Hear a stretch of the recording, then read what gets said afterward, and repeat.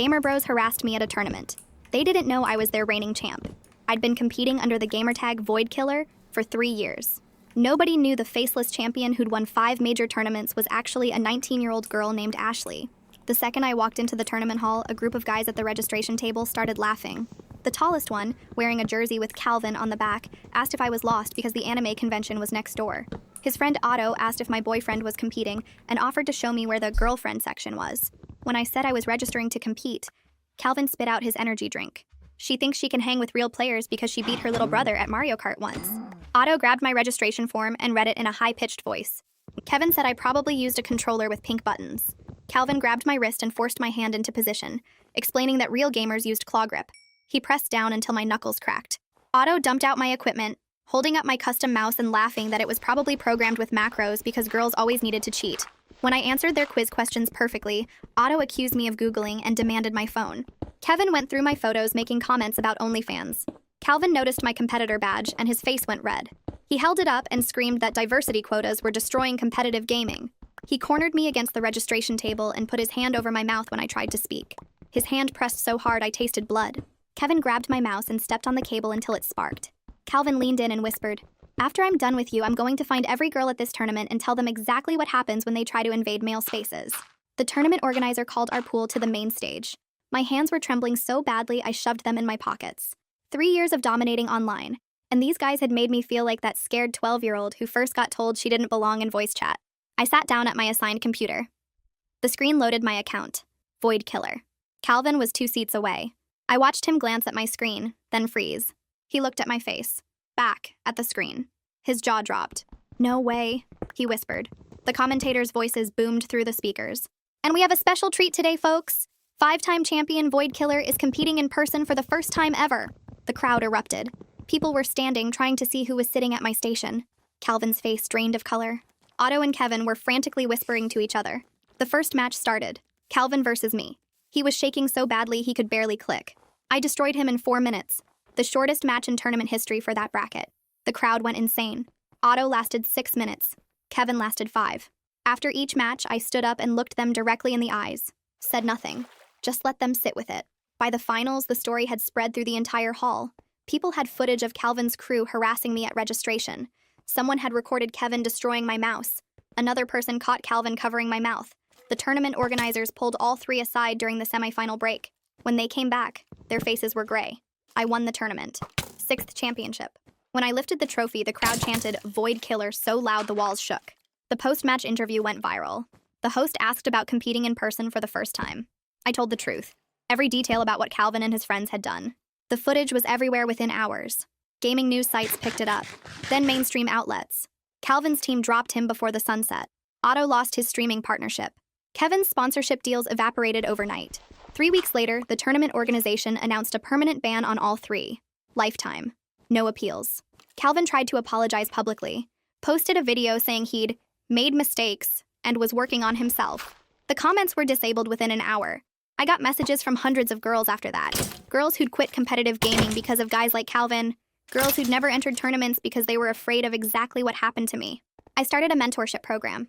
Paired experienced female players with newcomers, gave them someone to sit with at LANs, someone who'd already faced the Calvins of the world and won. Last month, one of my mentees won her first regional tournament. She's 15. Her gamertag is Ashley's mouse because she uses the same model I do. After her victory, a guy in the crowd yelled that she probably cheated. She grabbed the microphone and said, "My mentor is Void Killer. You want to say that again?" The room went silent. Then the crowd started laughing. At him. That's the thing about spaces people say you don't belong in. You don't just take them. You hold them open for everyone who comes after you. Calvin streams to about 40 viewers now. Mostly bots. Sometimes I check in just to watch his numbers. Petty? Maybe. But I earned it. I opened Calvin's stream a few days later and watched the viewer count sit at 32. Half the chat is just bots spamming crypto scam links. The other half is maybe 3 actual people asking when he'll play his main game again. He can't. The bans make sure of that. I watch for 5 minutes, then close the tab. The satisfaction hits different every time I check in. My inbox won't stop filling up. Every time I clear 20 messages, 30 more appear. Girls sharing stories about guys who grabbed their controllers at LANs. Girls who got followed to their cars after tournaments. Girls who stopped competing because someone told them they only won because the other player went easy on them. I read every single message. I respond when I can. usually late at night when I should be sleeping. Each story makes me angrier about how normal everyone treated this stuff, like it was just part of gaming culture instead of harassment that should have gotten people banned years ago. Moira Osborne emails me 3 weeks after the tournament. She's one of the main organizers, the woman who actually runs registration and handles competitor issues. Her email is short and direct. She wants to know if I'd help develop an anti-harassment protocol for future events. Real policies with actual consequences, not just a code of conduct buried on page 7 of the rulebook that nobody enforces. I write back within an hour. Yes. Absolutely yes. Because words on paper mean nothing without someone who lived it helping write them. We spend 3 weeks on video calls drafting the policies. Moira pulls in 2 other organizers and a lawyer who specializes in event safety. I tell them exactly what happened at registration. The wrist grabbing, the equipment destruction, Calvin's hand over my mouth. I make them understand that harassment doesn't just happen during matches. It starts the second women walk through the door. The policies we write cover everything. Mandatory harassment training for all competitors before they can register. Immediate removal for physical intimidation. Lifetime bans for documented patterns of abuse. The policies protect competitors from registration through post-event interactions, including online harassment afterward. Moira pushes to include a reporting system where witnesses can submit evidence anonymously. The lawyer makes sure everything is enforceable and won't get the organization sued. The first tournament using the new protocols happens 2 months later. I register as both competitor and observer. Moira wants me there to see how enforcement actually works in real time. I arrive early and watch registration from across the hall. A guy in a green jersey walks up to the table where a girl is filling out her forms. He leans over her shoulder and says something about her appearance. I can't hear the exact words, but I see her shoulders tense. Security is there in under 2 minutes. 2 staff members in yellow vests pull the guy aside before he can say anything else. I watch the security team talk to him near the wall. They're calm but firm. One of them pulls out a printed sheet and points to specific sections while explaining the new policies. The guy's face goes from confused to shocked to red. They give him a formal warning that goes straight into his competitor file. 3 strikes and he's banned for life. He looks completely shocked that anyone actually cares about a comment. That tells me everything about how things used to be. How many girls heard worse and nobody did anything because it was just how tournaments were. The girl he targeted finishes her registration and walks toward the practice area. She stops when she sees me. She knows who I am. Everyone here knows who I am after the viral interview. She approaches slowly, like she's not sure if I want to be bothered. She thanks me by name. Says she almost didn't register for this tournament because she was scared of exactly what just got prevented. Her voice shakes when she talks about watching my interview and deciding to try competing in person for the first time. That conversation stays with me for days. I keep thinking about how close she came to not showing up. How many others made that choice and stayed home? I compete in the tournament and win. My 7th championship. During the post-match interview, the host asks about the new harassment policies. I dedicate the win to every girl who quit gaming because someone made them feel unwelcome. The crowd reaction is even louder than my 6th win. People are standing and chanting. Some of them are holding signs with messages supporting the new policies. The energy in the room feels different from any tournament I've competed in before. Cleo Darling contacts me a week after the tournament. She's a gaming journalist who's been covering esports for 5 years. Her email explains that she wants to interview me for a longer feature about women in competitive gaming. Not just my story, but the bigger picture of what's changing in the scene. I agree because she promises to center other voices, not just mine. Too many articles about harassment focus only on the victim's story and ignore everyone else fighting the same battles.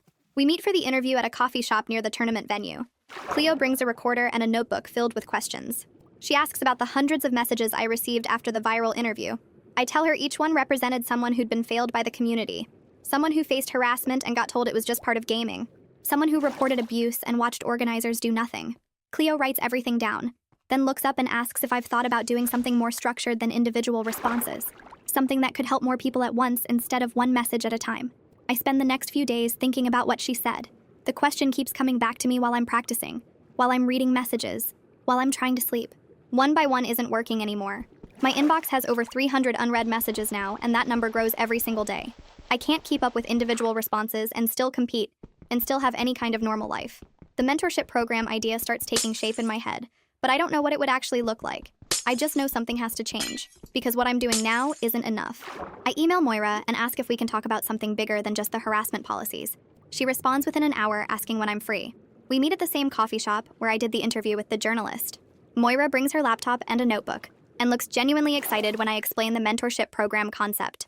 Pairing experienced female players with newcomers who need support and guidance.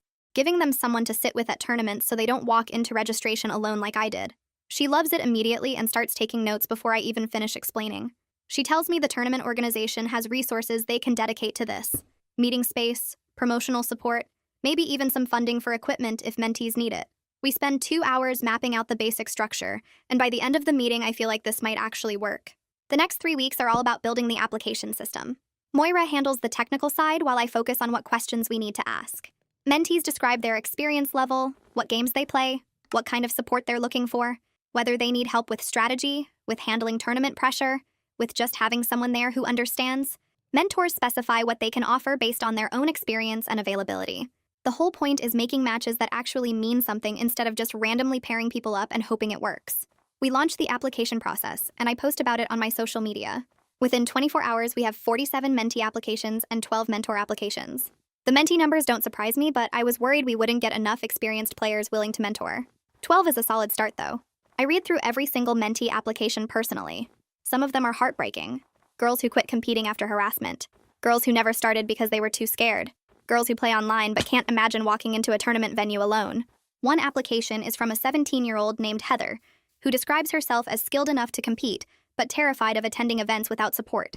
She's been playing for 4 years, has strong mechanics, knows the meta inside and out, but she's never been to a single LAN because the idea of walking in alone makes her physically sick. I accept her as one of my personal mentees immediately.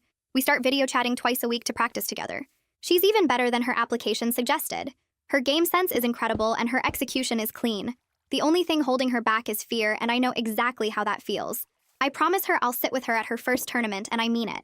I'm not letting her walk into that venue the way I walked into mine. The other mentors start connecting with their mentees, and Moira sets up monthly check-ins to make sure the matches are working. Most of them are going really well. A few pairs realize they're not compatible, and we rematch them with other people. The flexibility is important because forcing connections that don't work helps nobody. 2 months after we launch the program, Heather tells me she's ready to register for a tournament.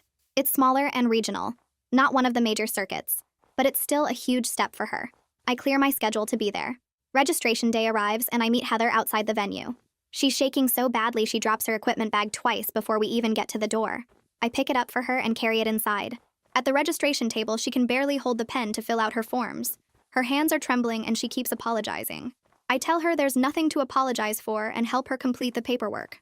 I stay right next to her through the entire process, making it completely clear she's not alone. Other competitors glance at us and I see recognition in some of their faces. They know who I am.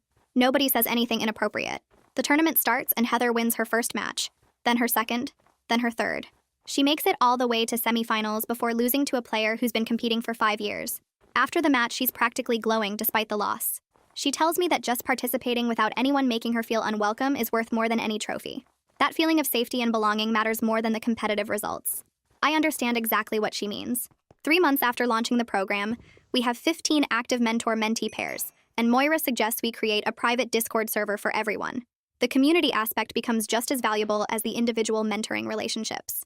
People share strategies, discuss tournaments, vent about bad experiences, celebrate victories. It's the support network I wish had existed when I started competing. I keep entering tournaments myself because staying visible matters. 4 months after everything with Calvin, I win my 8th championship. Standing on that stage holding the trophy feels different now. I'm not just winning for myself anymore. Every victory proves that speaking up didn't end my career.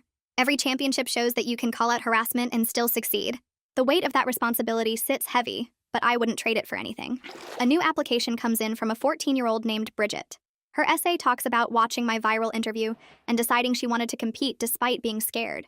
She describes years of playing online while hiding her identity, avoiding voice chat, never revealing she was a girl. She says seeing me win after everything that happened made her believe maybe she could compete too.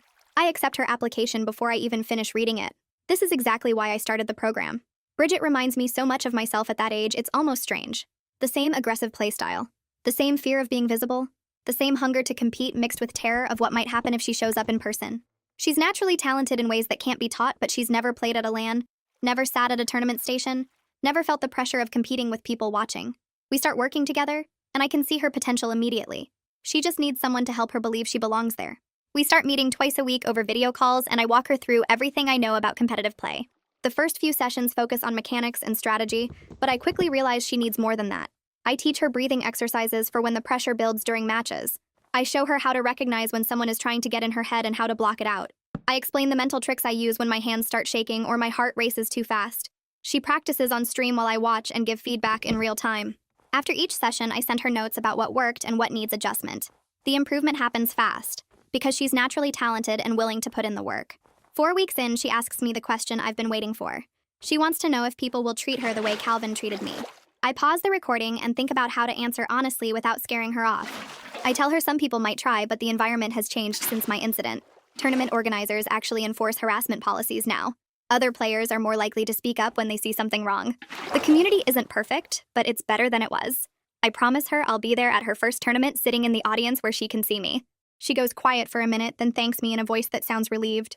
We keep practicing, and I watch her confidence grow with each session. She starts playing more aggressively and taking risks that pay off. Her reaction time improves, and her strategy gets sharper. By the time her first tournament comes around, she's ready, even if she doesn't fully believe it yet. The regional qualifier happens on a Saturday morning at a convention center 2 hours from my apartment.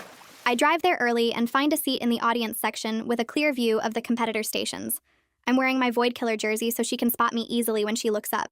The venue fills up fast, and I watch players register at the same tables where Calvin cornered me 8 months ago. Everything looks different now. Security walks the floor checking badges. Staff members wear shirts that say, "Ask me about our harassment policy," in bright letters. The atmosphere feels safer, even though I know one tournament doesn't fix everything. Bridget arrives looking nervous, and I catch her eye from across the room. She gives me a small wave, and I see her shoulders relax slightly. She registers without incident and heads to her assigned station. The first match starts, and she wins cleanly against an opponent who clearly underestimated her. The second match takes longer, but she adapts her strategy mid-game and pulls out a victory. By the third match, other people in the audience are starting to notice her aggressive playstyle. She's playing exactly like I taught her, with the same calculated risks and fast decision-making. I watch her destroy her third opponent and feel this surge of pride that catches me off guard. This is what the mentorship program was supposed to create. Her fourth match puts her against a guy who's been competing for 3 years. The match starts well, and she takes an early lead. Then I hear him muttering something I can't make out from the audience. Bridget's shoulders tense, and her gameplay hesitates for just a second. I lean forward in my seat, willing her to look up. She glances toward the audience, and our eyes meet. I nod once, and she takes a visible breath. Then she destroys him. Not just wins, but completely dominates in a way that leaves no room for doubt about her skill. The guy's face goes red, and he shoves back from his station when the match ends. Bridget stands up and walks past him without saying a word. I see her fighting back a smile as she heads to the waiting area. During the break between rounds, she finds me in the crowd. She tells me that moment when she looked up and saw me there changed everything. She says it felt like taking back power she didn't even know she'd lost. The words hit me hard because I remember that exact feeling. The tournament continues, and Bridget keeps winning. She makes it through the semifinals and into the finals against a player who's ranked in the top 50 regionally. The final match is close, and the crowd gets loud. I'm on my feet with everyone else watching her execute strategies we practiced together. She wins the deciding round, and the announcer calls her name as the tournament champion. Bridget stands up from her station and points directly at me in the audience before accepting her trophy. I'm not ashamed to admit I cry a little. Watching her hold that trophy feels more important than any of my own championships. This is what happens when someone gets the support I never had starting out. The local gaming news covers her win that afternoon. The article mentions she's part of my mentorship program and includes quotes from her post-match interview about having support from experienced players. Within hours, my inbox fills with new applications from girls who want the same kind of mentoring. The program email gets so many messages that Moira has to help me sort through them. We spend the next week reviewing applications and realize we need to expand significantly to accommodate everyone. The demand is way bigger than either of us expected. Moira starts reaching out to other experienced female players, asking if they'd be willing to mentor. She gets responses from pros I've competed against and respected community members who want to help. Within 3 weeks, we grow from 15 mentor pairs to 40, spanning different games and skill levels. The program becomes something bigger than I ever imagined when I first started answering messages from girls who'd been harassed. I check Calvin's stream one night out of habit. His viewer count sits at 28, and half of them have bot names. He's playing a completely different game because the permanent bans keep him out of his original specialty. He can't enter any sanctioned tournaments or partner with legitimate organizations. The bans are thorough and permanent across every major gaming platform. I watch for a few minutes and notice how his commentary sounds defeated. He's not the same loud, aggressive person who cornered me at registration. The consequences broke something in him that won't come back. I close the stream, feeling that familiar satisfaction. Some people call it petty, but I earned the right to watch his career stay dead. Otto shows up on gaming forums every few weeks under different usernames, trying to participate in strategy discussions or tournament predictions. Someone always recognizes his writing style or catches him referencing details only he would know from his banned accounts. The callouts happen fast and public. Forum moderators delete his posts and ban the new accounts within hours of someone identifying him. I watch it happen on 3 different forums over 2 months, and the pattern never changes. He tries to blend in and contribute like nothing happened, but the community won't let him forget. Gaming forums keep detailed records of harassment incidents, and his name comes up in every major discussion about tournament safety. Some people screenshot his attempts to rejoin and post them with warnings about who he really is. The documented footage of him destroying my mouse gets linked every single time. Kevin disappeared completely after losing his sponsorships. His social media accounts went dark the same week the bans were announced. I heard through other competitors that he took a job doing IT support at some regular company nowhere near the gaming industry. No streams, no tournament appearances, no presence in any gaming spaces online or in person. A few people who knew him before said he tried explaining what happened as a misunderstanding, but the video evidence made that impossible. The footage shows exactly what he did, and there's no way to spin it differently. His career ended, and he had to start over in a completely different field. Some consequences stick forever and close doors that never open again. Meanwhile, Heather wins her first major tournament 8 months after joining the mentorship program. I'm watching the stream when it happens, and the victory feels almost as good as my own championships. She beats a player who's been competing professionally for 3 years, and the final match isn't even close. Heather executes everything we practiced together with perfect timing and confidence. The post-match interview shows her talking about the mentorship program and crediting the support system for helping her compete without fear.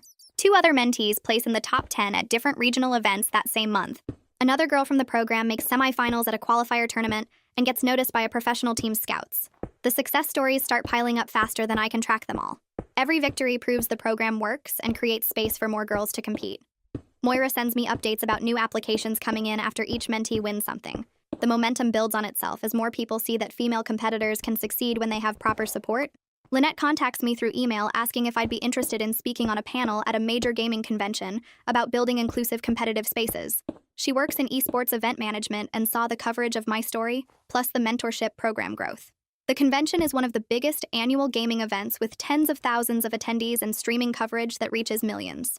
She wants me to share my experience and talk about practical changes that actually work beyond just posting statements on social media. Requested Reads is on Spotify now. Check out link in the description or comments. I agree immediately because visibility matters more than comfort. The more people who hear directly from someone who faced harassment and fought back, the harder it becomes to pretend the problem doesn't exist.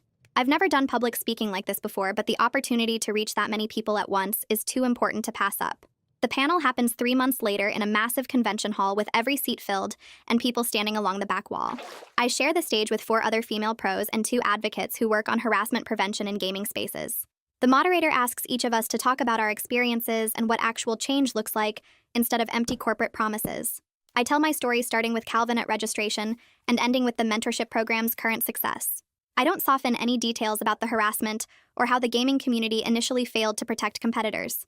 The audience stays completely silent while I talk, and I can see people in the front rows taking notes.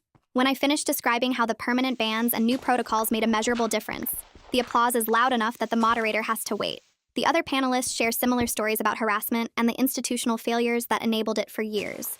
We talk honestly about how most gaming organizations only started caring after viral incidents forced their hand.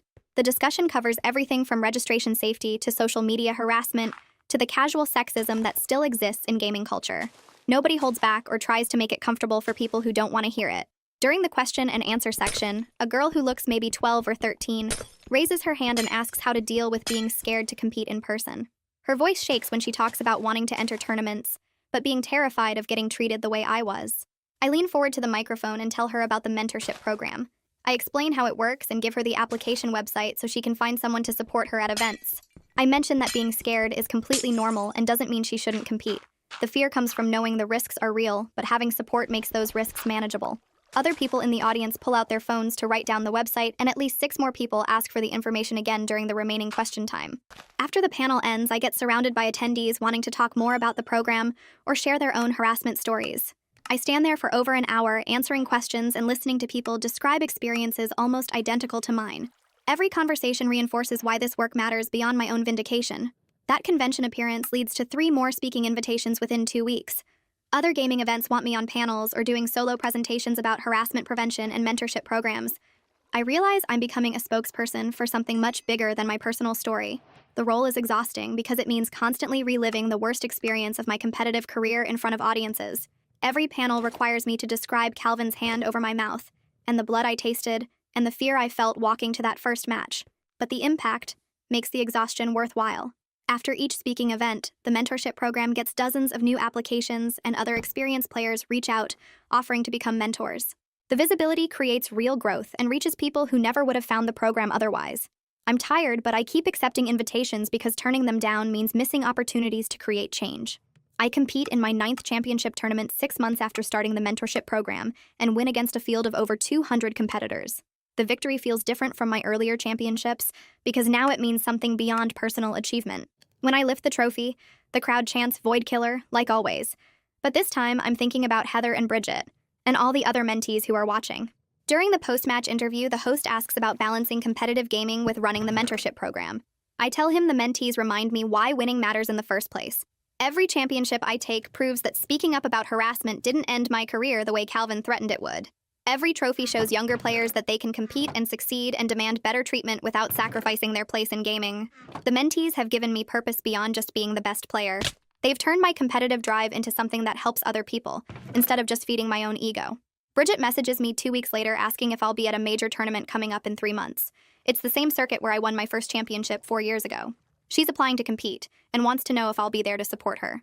I write back immediately that I wouldn't miss it for anything. This tournament matters more than most because it's her first major event, the kind with serious competition and professional scouts watching.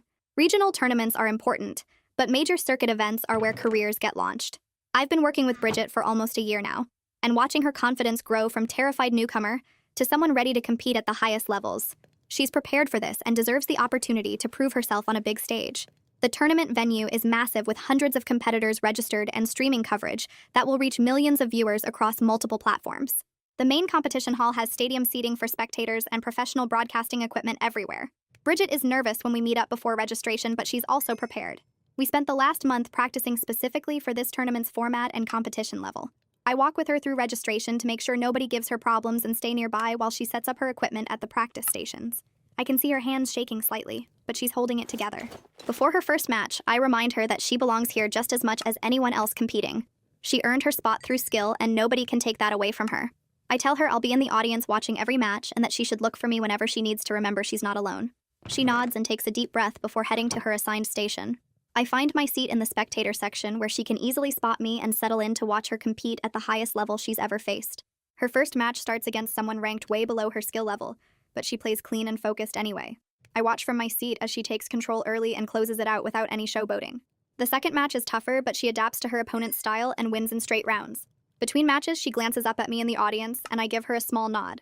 The third match puts her against a player I recognize from other tournaments, and she handles the pressure without falling apart. Nobody makes comments about her gender or questions whether she belongs there. The other competitors treat her like any other skilled player trying to advance through brackets. I notice guys at nearby stations watching her matches with genuine interest in her gameplay instead of looking for reasons to dismiss her.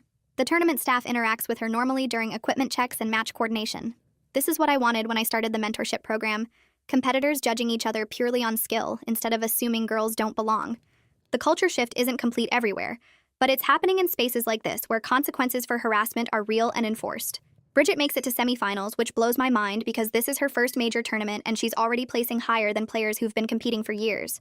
Her semifinal opponent has 5 years on the circuit and multiple top 10 finishes at events like this. I can see the experience gap in how he controls the pace and reads her patterns. She puts up a real fight and takes 1 round off him, but he closes it out in the end. When the match ends, she sits there for a second, looking disappointed, but then she stands up and shakes his hand properly. I meet her outside the competition area after she collects her equipment. She tells me she wished she'd played better in those last 2 rounds. I remind her that making semifinals at her first major is incredible, and most competitors would kill for that placement. She nods, but I can tell she's already analyzing what she could have done differently. That competitive drive is exactly what will make her even better next time.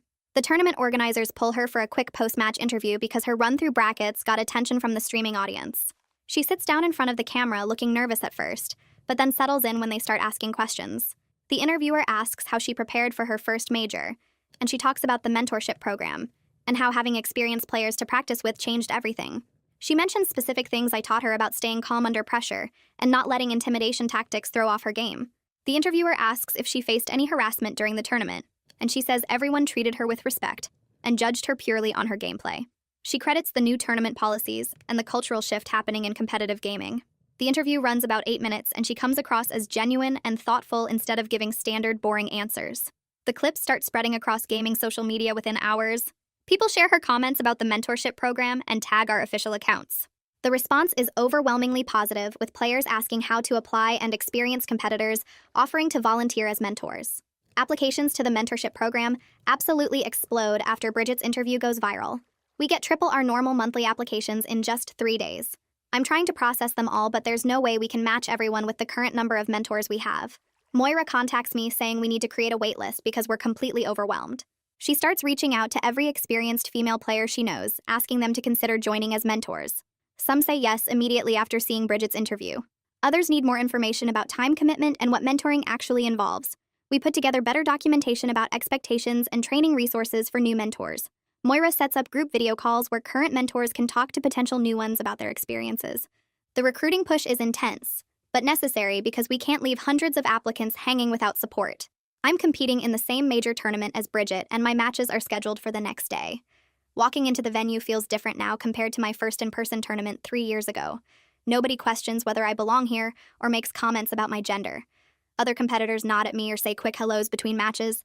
Some newer players look nervous around me, but that's about my skill level, not about being female. I move through my early brackets without much trouble. The competition gets harder in later rounds, but I've been doing this long enough that I know how to adjust. My semifinal match goes the distance, and I barely pull it out. The finals opponent is someone I've faced online before, and we both know each other's tendencies. The match is close, but I take it in the end. 10th championship. When they hand me the trophy, I feel this weird mix of pride and disbelief. I started competing anonymously at 16 because I was scared of exactly what happened at that first in-person tournament. Never imagined I'd make it to double-digit championships. The victory is sweet and satisfying, but honestly, the mentorship work feels more meaningful now. Winning proves I'm the best player, but helping others compete safely proves the community can actually change. During my championship interview, the host brings up the mentorship program and how much it's grown since I started it. I use the platform to emphasize that we desperately need more experienced players to step up as mentors. The demand is massive, and we can't meet it with our current volunteer base. I explain that mentoring doesn't require being a champion-level player, just someone with tournament experience who can guide newcomers through the process. The host asks what kind of time commitment it involves, and I break down the typical schedule of video practice sessions and attending events together. I make it clear that we provide training and resources for new mentors, so they're not figuring it out alone. The interview reaches a huge audience because championship matches get the most viewership. That same night, 3 professional players contact me directly offering to join as mentors. They all mention seeing the interview and wanting to contribute to the cultural shift.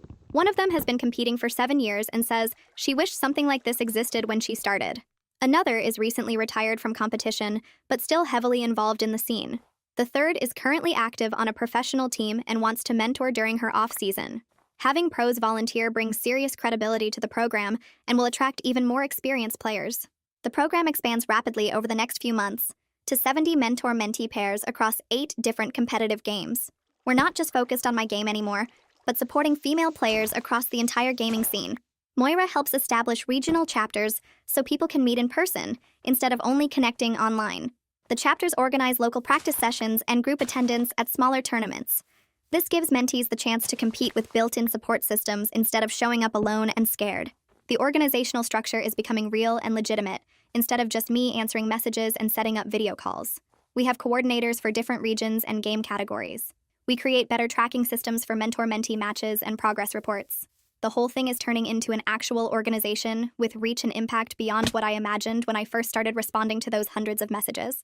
Heather gets signed to a professional team, which is massive news because they're one of the biggest organizations in competitive gaming. She becomes one of their first female players in the team's entire history. Her signing announcement specifically credits the mentorship program for helping her develop the skills and confidence to compete at the professional level. The announcement gets picked up by major gaming news sites and brings another wave of attention to what we're doing. Applications surge again, and we have to expand our waitlist. The professional team's social media posts about Heather joining get huge engagement with mostly positive responses. Sure, there are still some idiots in the comments making stupid jokes, but they get drowned out by genuine excitement. Other professional teams start paying attention and reaching out asking about our mentorship model. Some want to partner with us to develop their own female player pipelines. The whole ecosystem is shifting in ways that felt impossible 3 years ago. 2 other major tournament organizations invite me to consult on their harassment policies. They want to implement the same standards we established after my incident with Calvin. I bring the same uncompromising approach to their policy development. No more looking the other way when competitors harass each other. No more treating abuse as normal trash talk that's just part of gaming culture. Mandatory reporting systems for harassment complaints. immediate investigation procedures with clear timelines, graduated consequences starting with warnings and escalating to permanent bans for serious violations. Both organizations adopt policies that are even stricter than what I initially proposed. They recognize that half measures don't work, and competitors need to know that harassment has real consequences. The policies go into effect at their next major events, and competitors are required to acknowledge them during registration. Some players complain about political correctness ruining gaming, but they're the exact people these policies are designed to weed out. 10 months after her first major tournament, Bridget competes in another one. I'm in the audience again watching her walk through registration with complete confidence. She's not the nervous kid who needed me to fill out her forms anymore. She moves through early brackets smoothly and efficiently. Her gameplay has evolved significantly since that first tournament. She's incorporated advanced techniques we practiced and developed her own style. The competition gets tougher in later rounds, but she handles the pressure like someone who's been doing this for years instead of months. I watch her adapt to different opponent strategies and make smart adjustments between rounds. She makes it all the way to the finals. The finals opponent is tough and experienced, but Bridget plays with the confidence of someone who knows she belongs on that stage. I'm sitting in the audience watching her compete at the highest level with zero fear or hesitation. This is exactly what I wanted to create through the mentorship program. Not just helping girls win tournaments, but helping them compete with the absolute certainty that they deserve to be there. The finals match goes to 5 games. Bridget plays with everything I taught her and everything she figured out on her own. Her opponent is 23 and has been competing professionally for 4 years. The crowd is split between them, chanting and cheering after every big play. Bridget takes the first game, loses the second and third, wins the fourth to force the deciding match. I'm gripping the armrests of my seat so hard my fingers hurt. The final game comes down to one crucial moment. Bridget has the advantage but makes a risky play that doesn't work out. Her opponent capitalizes immediately and closes out the match. Second place. The crowd gives both players a standing ovation. Bridget stands up from her station and shakes her opponent's hand, then turns to look at me in the audience. She's smiling even though she lost. The post-match interview happens right there on stage. The host congratulates Bridget on an incredible run and asks how it feels to place second at 15 years old. She talks about the competition being tough and her opponent playing better today. The coverage afterward focuses entirely on her skill and potential. Gaming news sites run headlines about the youngest finalist in tournament history. Nobody mentions her gender as a qualifier or excuse. The articles analyze her gameplay, her strategies, her future in competitive gaming. It feels like actual progress when skill gets recognized as skill instead of being filtered through whether someone is a girl or guy. After the awards ceremony, people are filing out of the venue. Bridget is talking to some other competitors near the stage. I'm heading toward her when some guy in the crowd yells out that she probably cheated. His voice carries across the whole space. Everyone nearby stops and turns to look. Bridget doesn't hesitate for even a second. She walks straight to where the microphone is still set up on stage, picks it up, and her voice comes through the speakers. She asks if he wants to say that again, then adds that her mentor is Void Killer. The room goes completely silent. You could hear someone breathing from across the venue. The guy who yelled is standing there frozen. Then someone in the crowd starts laughing. Another person joins in. Within seconds, the entire room is laughing at him, not with him. He tries to say something, but nobody can hear it over the noise. He pushes through the crowd and leaves through the side exit. I watch him go and feel this deep satisfaction that has nothing to do with my own vindication. The community just defended Bridget without me having to do anything. Other competitors are patting her on the back and congratulating her. Tournament staff are smiling. The whole atmosphere shifted in her favor because she stood up for herself and people backed her up instead of attacking her. That moment changes something for me. I've been thinking about this work as holding space open for other girls to compete safely, making sure they don't face what I faced. But watching Bridget grab that microphone and challenge someone who tried to diminish her achievement, I realize she's not just occupying space I'm holding open. She's claiming it as her own. She's making it hers. The next generation isn't just benefiting from the battles I fought. They're fighting their own battles with confidence because they know they have support. They're not scared and alone the way I was. That's what actually matters. Not that I cleared the path, but that they're walking it without fear. 3 weeks later, the mentorship program hits its 1-year anniversary. Moira sends me the statistics. 85 active mentor-mentee pairs across 9 different competitive games. 15 success stories of mentees winning tournaments or joining professional teams. 3 mentees have gotten sponsorship deals. 7 are streaming regularly with growing audiences.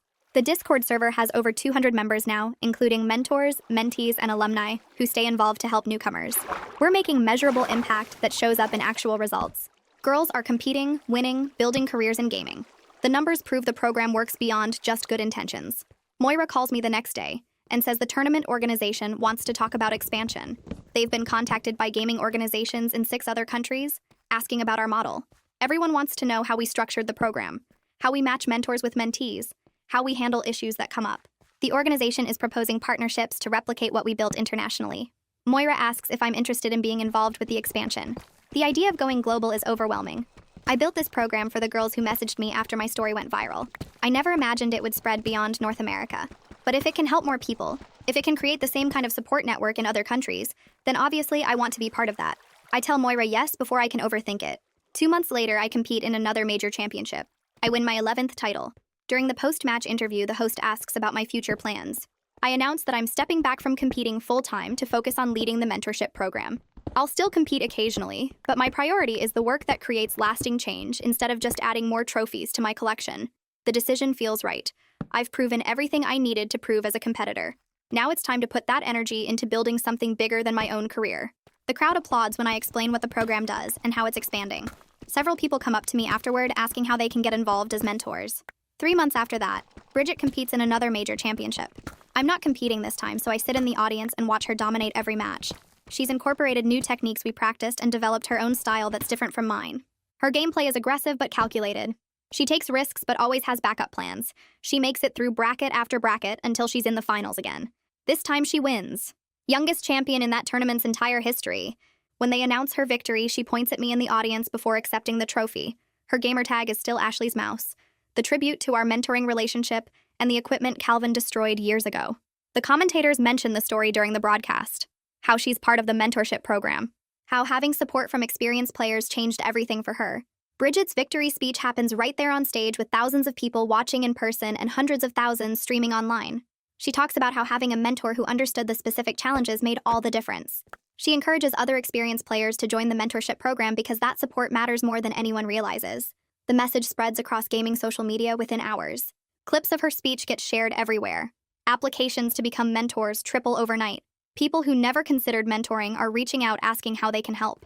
The impact goes way beyond just Bridget's individual achievement. I watch her lift that trophy and see the same fierce joy I felt at my first championship. But there's something different about her victory compared to mine. I had to fight alone. I had to prove myself to a community that didn't want me there. I had to face harassment and intimidation with nobody backing me up until after I'd already won. Bridget didn't have to do any of that. She competed knowing she had support. She faced that heckler knowing the community would defend her. She built her career knowing there were people who wanted her to succeed. That's the whole point of everything I've been working toward. Not that I survived the harassment and won anyway, but that the next generation doesn't have to survive it at all because we changed the environment they're competing in. That's what victory actually looks like. 2 months after Bridget's championship, the mentorship program hits 100 mentor-mentee pairs. Moira calls me on a Tuesday afternoon with the numbers and asks if I'm ready to make this official. We spend 3 weeks filing paperwork to establish a formal nonprofit organization. Moira becomes executive director because she has the organizational skills, and I have the public profile. We divide responsibilities based on what each of us does best. The nonprofit status means we can accept donations and grants to cover travel costs for mentees attending their first tournaments. We can pay for equipment for girls who can't afford decent setups. We can offer scholarships for tournament entry fees. This thing I started by answering messages in my inbox has turned into something sustainable and bigger than any one person. The structure means it'll keep going even if I step back someday. I still compete occasionally because walking away completely would feel like letting the Calvins win in a different way. 14 months after the original incident, I win my 12th championship at a major tournament in Seattle. The victory feels less important than the message it sends every single time I step on stage. Speaking up about harassment didn't end my career. I'm still here. I'm still winning. Every trophy proves that telling the truth doesn't make you weak or ruin your future. The gaming media covers my 12th win, but spends more time talking about the nonprofit and how many girls are competing now who wouldn't have before. That shift in focus is exactly what I wanted. Calvin's stream is down to 40 viewers now when I check it late one night. Most of the chat is bots spamming crypto scams and fake giveaway links. He's playing a different game because he can't compete in his original specialty anymore with the lifetime bans. His viewer count used to be in the thousands back when he had sponsorships and a team. Now it's just him in a dark room talking to almost nobody. Some people tell me it's petty to check his numbers. Maybe it is. But I earned the right to feel satisfied watching consequences play out. Justice doesn't always happen in situations like mine. When it does, I'm allowed to notice. The thing about spaces people say you don't belong in is that you don't just take them for yourself. You hold them open for everyone who comes after you. I watch the next generation compete without the fear I had at their age. They walk into tournament halls knowing there are policies protecting them, and mentors supporting them, and a community that will defend them if someone tries what Calvin tried. Bridget lifts trophies without anyone questioning if she cheated. Heather joins professional teams without anyone asking if she's just there for diversity. New girls register for their first tournaments without shaking hands or tasting blood. That's the best victory I could have asked for. Not revenge, not personal glory, just watching the doors stay open and seeing who walks through them. All right, that's all I've got today. Thanks for letting me share this little moment with you. I hope it sits with you in a good way.